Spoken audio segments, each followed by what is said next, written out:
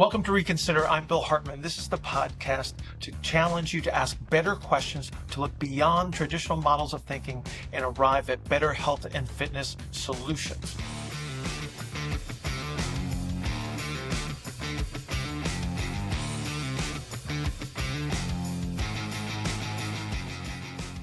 Today we're going to talk about training, the format of a training session, how to apply the UHPC model to format a training session. As you learn about how to develop exercise programs or different training methods or models, you have your warm-up movements, and you work into the more intense things that rely on elasticity and power and coordination. So you do those first, and then you get into strength work, and then you get into some type of conditioning typically. So it's how do we take the unified health and performance continuum model and then use that, the principles and concepts of that, in order to direct how we format a training session?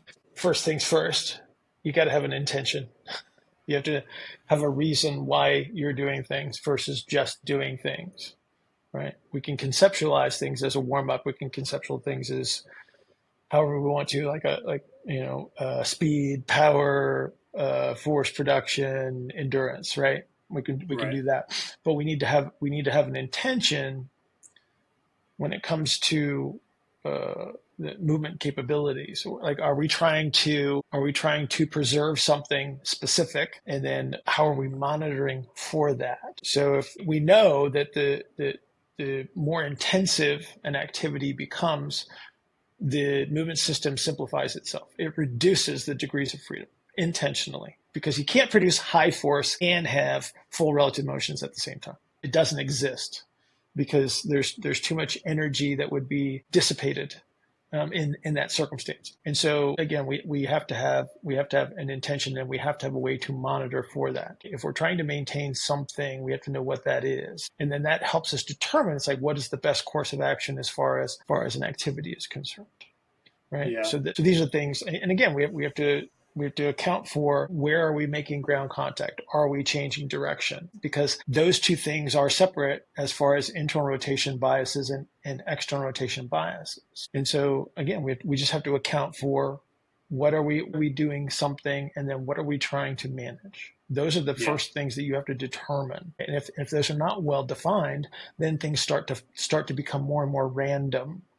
And then we start to lose control over things, and we start chasing a number versus an outcome, which is what we don't want to do. I think a lot of times when trainers, people that don't know a lot about how you would format or what they're actually trying to accomplish by doing these different training protocols and exercise regimens, they're just chasing the blood, sweat, and tears of it. And that's what they dictate as success. We're talking about how to format a workout, but more so because this podcast is asking people to reconsider what they already sort of know. We've already talked about evaluation and sort of figuring out where people's starting points are, and you might have chessboard measurements, you might have some assessment that the gym uses where you train people, you might have whatever assessment or evaluation that you've done as a clinician, and then you're trying to prescribe an exercise program. So you're always going to have some level of warm-up movement prep in the beginning. Then you're going to progress you to the dynamic activities, or something that's going to coincide with the dynamic activities you want to do in your session. Mm-hmm.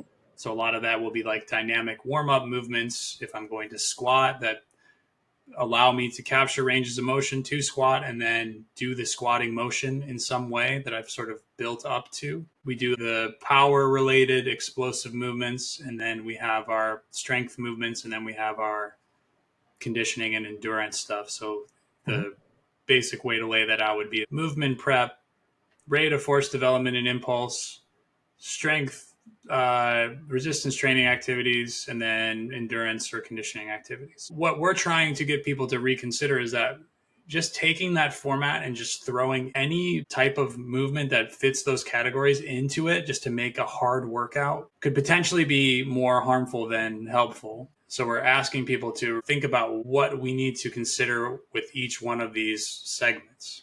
Right. Let's start with warm up and movement prep stuff for people. Okay, so if we were to categorize intentions as so if we were trying to preserve some measure of relative motion as we were performing these activities, number one, relative motion lives inside of the base of support. So we have to make sure that we have access to the ability to superimpose internal rotations on external rotations. So think about activities that would be decelerative as indicating this type of an activity. So my ability to move forward, but to be able to also slow down, right? So think about this for a second. It's like if I was to project myself forward in a broad jump, right? The landing would be my decelerative concerns. That's where I would need to reduce force, dissipate energy, and accumulate relative motions. So on which end of that spectrum is my overall intention of the workout, right? Or which segment of the workout is that of the intention, right? So if I was, again, to try to accumulate the capacity to produce the relative motions, can't be the highest speed activities, can't be the highest of force activities. So it's actually managing the amount of force application or muscle activity that I would be using. So when you think about like typical workout structures and things like that, it tends to be ground based. So I'm rolling around on the ground. I'm doing things where there's a lot of ground contact. So that allows a lot of relative motion to be represented depending on the activities and questions. Like if I'm doing forward and backward rolls or I'm doing some form of long axis rolling, like those are specifically designed to have a lot of ground contact. They're like self mobilizations. There's a lot of segmental motion that would be associated with those types of activities. So those would be in the earlier stages where I'm trying to bring somebody back inside of their base of support for an activity that would, again, be the ability to decelerate, the ability to absorb a change of direction, the ability to absorb a landing, right? And so again, if that is the priority of the workout or that segment, then those elements would have to come first. I have to be able to start from that position. If I was to do something that would be too strenuous, too fast, too forceful, I've just taken away those elements. One of the things that we can apply to all of these aspects that we're talking about, that we like thinking of it as a bell curve. So we'll think of it as like a bell curve for a lot of different aspects. So intensity is going to start low, it will go high, and then it will end low. That would be like your warm-up, workout, cool-down type of scenario. Right. Just as simple as possible. We're talking about relative motions. Yes. I guess this would be like an inverted bell curve almost, where you have high relative motion, low relative motion, finishing with high relative motion. Yeah, that would be a way. That would certainly be a way. I think when it comes to, so when the intention and the goal of exercise and training is to get better at, maybe in a sporting context, get better at your sport, which there's going to be a lot of trade-offs for. But if we have just a normal general population client, they have like this health goal. They want to lose weight. They want to look good. They want to be able to stay. And a lot of this is predicated on consistency. So if that is the case, then it's going to behoove me when I'm training someone to let them recover and reclaim relative motion as they're walking out of the gym door, instead of just smashing them and just letting them go back into their natural environment. Because if I can recover this person every time that they train with me, then that will allow them to come back sooner, and we'll be able to get that sort of consistency going. Things have always been categorized as warm up and cool down, right? But I think it's misleading. Yeah. As far as what that really means, right? Because people would just like think about it. It's associated with temperature, right? Sure. Warm up, get warm, because you do. Like, you get hot, you get sweaty, and then you cool off. But the reality is what we're actually doing is we're ramping up the nervous system for preparation for higher force, higher velocity activities. And then when we get done with that, we want to tune that back down so we do recapture relative motion, so we do improve circulation, so we do increase the capacity for rest. Because think about this: every time you're exposed to something that's higher force or higher velocity, and you get better at that, your system remains at a point where it can generate more force and more velocity. And it's like, okay, so if my starting conditions the next time I come in are at a higher level, then that's good if that's the intention, right? If health is the intention, however, I could be taking away some measure of health by raising the performance too quickly, right? Or giving up a measure that would be associated with that, right? Mm-hmm. So this could be blood pressure, this could be resting heart rate, this could be like any number of health related conditions. If I don't have the elements built into the programming that will allow me to recapture like whatever it might be the lower resting heart rate, it might be the access to hip rotation that I would need to help maintain orthopedic health, right? It's like I have to address those things, and that's why I go back to is like always having this intention. It's like just don't blindly do things, Right. right? Right. And but this is going to influence all of the decisions through each of these phases. So yeah, so like say we spend all this time at the beginning of the workout, we're recapturing relative motion, we're getting people inside of the base of support where they can superimpose internal rotations and external rotations, right? And then I move them to heavy sumo deadlifts, right? Which will necessitate that I take away a large element of what I've already recaptured, right? If I'm in a phase where relative motion is very, very important to me, all right, and I need a higher force activity. So we get to this high force producing element of the programming. I can select an activity that from a relative standpoint facilitates a lower intensity and a much more ideal position for the maintenance of relative motion. So let me give you a comparison. So I already mentioned like the sumo, like heavy sumo deadlift. Compare that to a ramp elevated front squat. Okay. Both are higher force than we would say with body weight or with some lower resistance, right? But they have different purposes. You're more likely to retain the relative movement capabilities with the ramp elevated front squat by position, just where the load has to rest relative to the two activities by the body position that are being utilized and the interaction between the amount of internal rotation, which is downforce, the amount of downforce that you're applying versus the ability to maintain the expanded representation, which is your external rotation. Right. So our exercise selection comes into play because again, if we have this overall representation, it's like my goal is to have the ability to retain some measure of movement capabilities, my exercise selection has to reflect that. Even though it might be a higher force activity, it's still on the spectrum of high force activities. It's like I'm still playing down at the one end where I have the capacity to maintain more relative motions. Yeah, and the force activities, the IR activities, those are going to be the things that lose the relative motions. Those are going to be the things that might need to be in the middle of my training session, so that I have time at the end to reclaim the ranges of motion, to reclaim ER space. Correct. So that's also part of the reasons why like the higher velocity movements make more sense in the beginning, because there's less fatigue, and then the velocity component is very dependent on ER space. Absolutely. Because it happens off, velocity happens off of the ground. It happens up into ER land. Right. So it's away from the long axis. It's like high velocity. Like there is like, so you think just about a hub and a wheel. Okay. Real simple. I have a long axis that goes straight down through me that would be representative of a hub. Everything that's out and around me is representative of a wheel.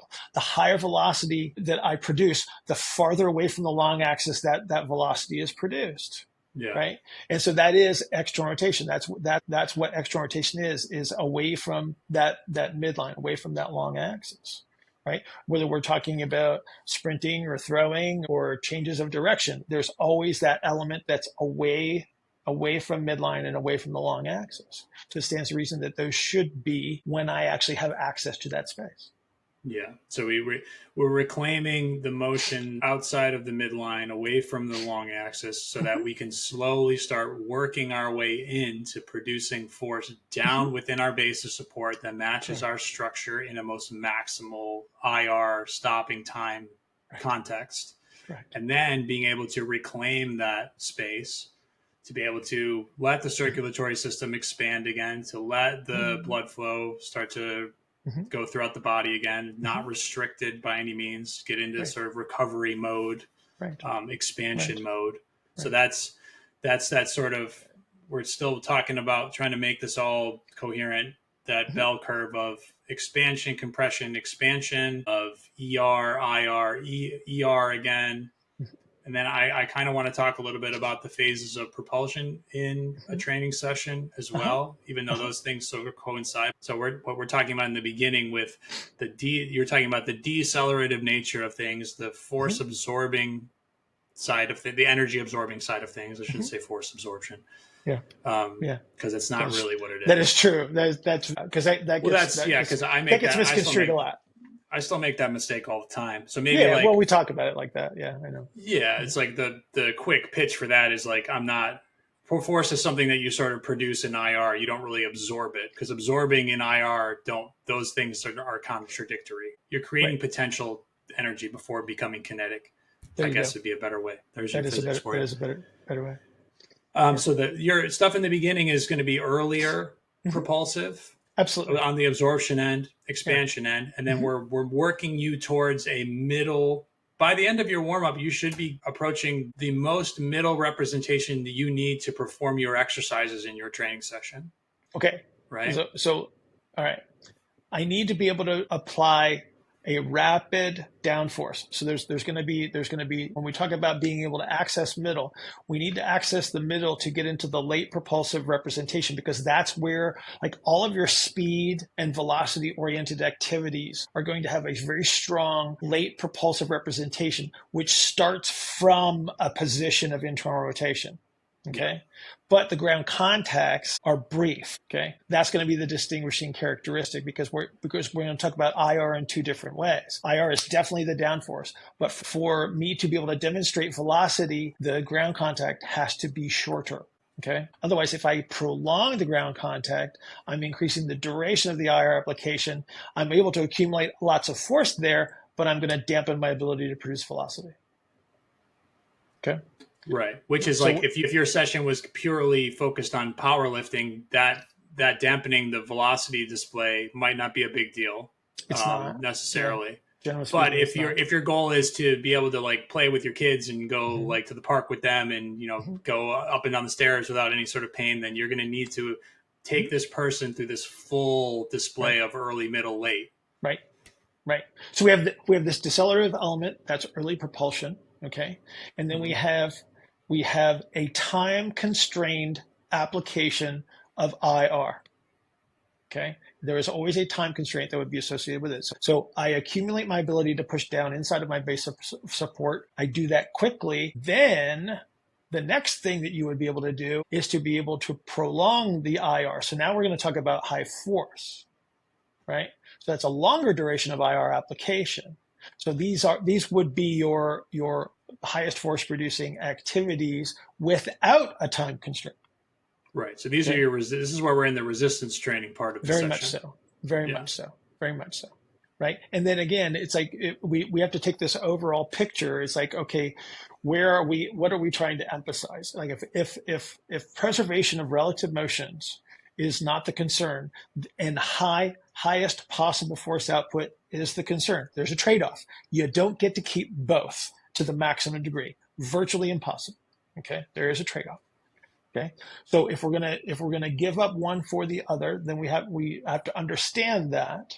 Okay, but like I said, if movement preservation is still a concern, that's just exercise selection, right? Right. That's taking somebody from a bilateral symmetrical heaviest possible load activity to a bilateral symmetrical self constrained activity. Like again, using the front squat versus a deadlift example, they are not in the same world, right? One is by physical position, by structure, is going to preserve more motion than the other. Both will appear to be high effort. I get that. Awesome, right? Maybe you're the world's greatest front squatter, and and the way you execute is not going to preserve nearly as much relative motion as somebody else who is of lower intensity capabilities. But generally speaking, if we were making comparisons between those two activities with the same person, we would have greater preservation of relative motions with front squat. If I'm not concerned about that, I'm going to go after the highest force producing activity, which would be, again, more of like on the deadlift end of the spectrum. Very IR oriented, very middle propulsive.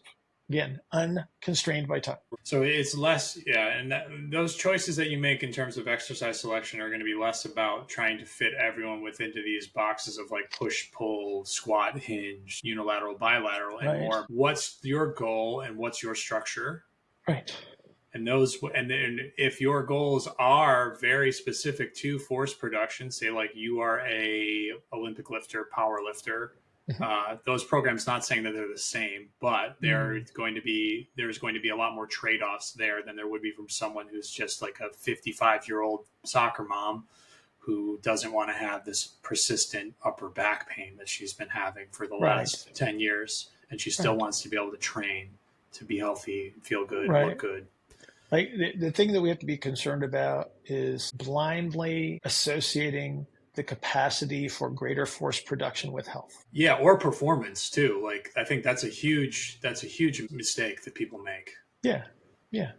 Again, it's like, oh, my back hurts. I just need to get stronger. Well, what methodology would you be using to get stronger? Well, it could be the thing that reinforces the reason you have the pain in the first place. Right. We need to understand that. It's like we can't just blindly say, oh, you have such and such a weakness. We need to make that stronger. We will do an activity that strengthens that muscle.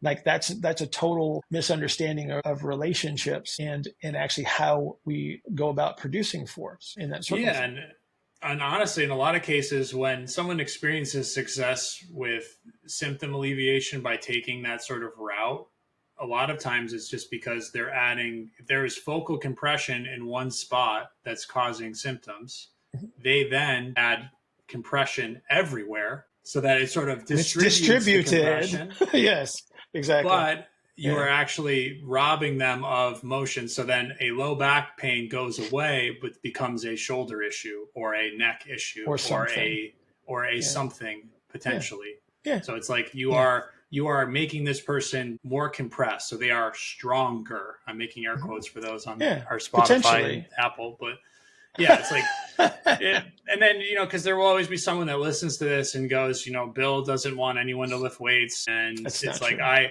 know, and I'm not saying that. I'm just saying that like, they're going to be like, oh, well, I do deadlifts and RDLs and bench press. And my back pain got better and I'm fine. All of my clients' back pain goes away. And I'm offering you, what we would call a counterfactual for why that might be happening. I'm not disagreeing that your client's symptoms have gone away. You haven't like psychologically manipulated them to them thinking they don't have pain anymore. I'm offering you the reasons for why some of these programs that, I used to do with people 10 years ago, why they worked, why we've all had that. We've all had that scenario.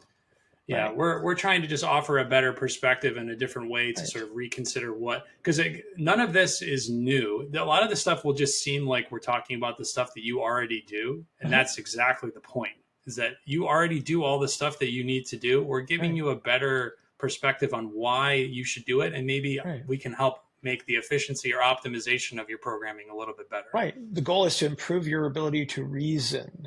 Yeah. Right. To understand why you're doing things on a much deeper level versus just superficially saying everybody needs to squat, everybody needs to bend, everybody needs to lunge, everybody needs to be able to jump or whatever it might be. Yeah. Right. And certain people have in the past were just laying out categories for these are the necessary things to train somebody in like a balanced way. And it offers a framework that makes sense from just working all of the muscles of the body, but it doesn't take into account all of these other things that we can see from a principles and concepts way through the UHPC model. So I think just real quick, I want to get into some examples. I want to give people some sort of real life examples of what we're talking about. I'll list out what a session might look like for a mom who has a history of back pain or something like that. So we're talking about ground-based activities, any type of foam rolling or self-applied mobilization that I'm using in coordination with maybe a physical therapist that's seeing this person. So I know that this person lacks tibial IR or something like that. So Right. they're doing a mobilization with a band or a foam roller. And that's one of their specific things. They're trying to reclaim tibial IR on the right, Uh-huh. say that. So Uh-huh. they're doing some stuff at their feet. They're doing some stuff with foam rollers. And then I'm going to have them progress to some rolling activities on the ground, maybe some positional breathing to acquire some space where I don't have it. And then I will build this person up from the floor to, a low oblique, high oblique, kneeling, standing, static, standing, dynamic movements, and then sort of walking, propulsion related stuff. So more like a cone to cone style athletic warm up that might include different types of marching or skipping Mhm. or carrying weights or dragging sleds or whatever I'm trying to do. What we're still trying to apply the same things that Bill and I were referring to, where we're moving from the absorption side to the producing side. Having this person who has a health goal be able to display the full early to middle to late propulsion pieces that we're looking Right. for. And then Right. within her training session, if the goal is of the resistance training, being able to put force into the ground within her base of support where we want it to go, but not push her back towards her past strategies that brought her back pain about. Right. So let's pause there for a second, Yeah, and like from an exercise selection standpoint, your bilateral symmetrical activities are more likely to magnify the typical compressive internally sure. rotation based strategies. So those are the things that we're going to ask you to reconsider and potentially avoid, because those will Right. interfere with her goal Right. of maintaining this range of motion and relative motions that where her back pain's not going to come back. Right. But people were already, so this is, I keep going back to this, but people were already doing this. People were Mhm. already choosing exercises. They weren't doing back squats anymore or squatting because it hurt people's backs. So they started doing split stance activities because single leg was somehow better for low backs. It's not single. Now, what we're talking about with the space from front to back, preserving rotations and turns, that perspective makes a lot more sense. Mhm. Instead of this one, we're going to blame the low back and the bilateral deficit, and we're going to say that's the reason. Right. Uh, Right. it certainly is it's based on it's based on mistakes that were made, right? It's based on trainers and coaches hurting enough people Right. with certain exercises to figure out that if they did other exercises, they didn't hurt people anymore. Right. But it's not based on principles. Well, it's not based on reasoning Yeah, it's not based on as to reasoning. why. Yeah, Right. that's based Right. in like That's what. physics or structure.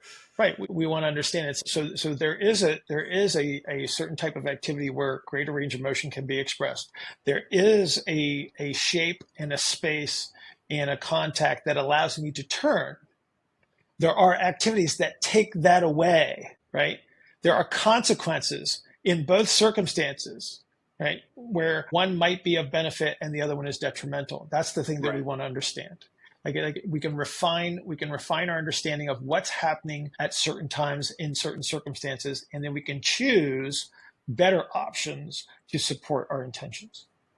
Yeah, absolutely. Yeah, with that in mind, her resistance training might be more alternating activities with the upper body that where I'm not asking her to grind against weights. I'm not giving her super heavy weights with her upper Mm-hmm. body because someone Mm-hmm. with this, say she has a narrow pylon structure. So she already has a pretty high pressure upper body.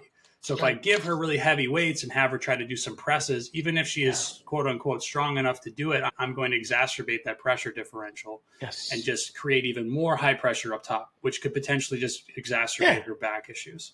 Yeah. So we're gonna keep it on the lighter side, make sure she can breathe through the movements, still get an training effect with the muscles potentially, still get this sort of like full body exertion against resistance, because if I'm focusing on bone density or muscle mass or anything like that, I'm going to need that stimulus. But I just don't want to detract from what the initial goal was of like maintaining health, not provoking symptoms of low back pain.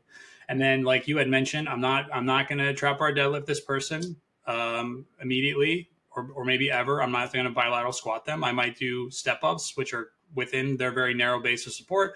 I might Mm-hmm. do a front foot elevated split squat to start because it puts me in more of that ER position Yep. to allow me to be on more of the absorption side of things. Right. And then those are going to be some of the brief choices that I would make there. And then from a conditioning component, this person shouldn't be doing something that's going to require a lot of IR and fatigue, because that would lead them right back to that place. So I'm thinking like in CrossFit, they do like a thing called like a wall ball where you do a squat and you do like a medicine ball throw up on a wall for time. That would be something I wouldn't want to do with this type of person because it would just push her back towards what she was something doing. is simple. Something is simple in this circumstance. You have somebody that is biased towards a top-down pressure gradient, and you put them on a rower.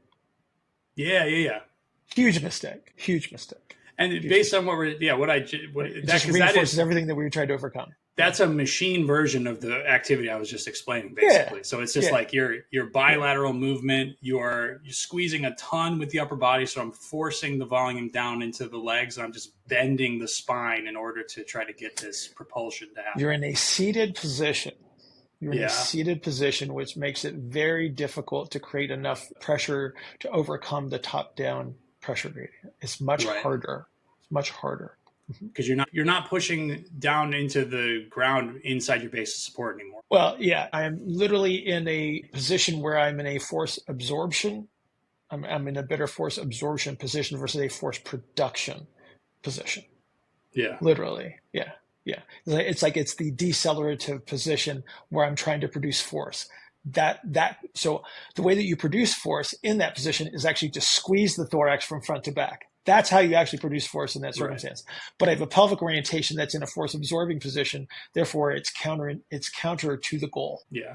Okay. Yeah. So that was like a health example. I think that one is like the most applicable to many of the people watching this. From a performance perspective, like if you were training a power lifter, say, you are going to be less concerned with a lot of the things that we just talked about and more concerned with the numbers. You're going to be more concerned with, you're going to get them enough relative motion back so that they can live their life and like wipe their butt when they poop. But other than that, like if they're in season for their sport or their competitions, you don't want to take too much away from the force production side. That's why you'll see bilateral symmetrical exercises out the wazoo in those circumstances. Yeah. And they find ways, not by using this model, but they find ways where they can kind of fill in the pressure changes and the shape change stuff. So like they'll use like a box squat to like for their velocity stuff, because the softness of the box will allow the pelvic outlet to actually move for once. There's times and places where I'm still powerlifting, but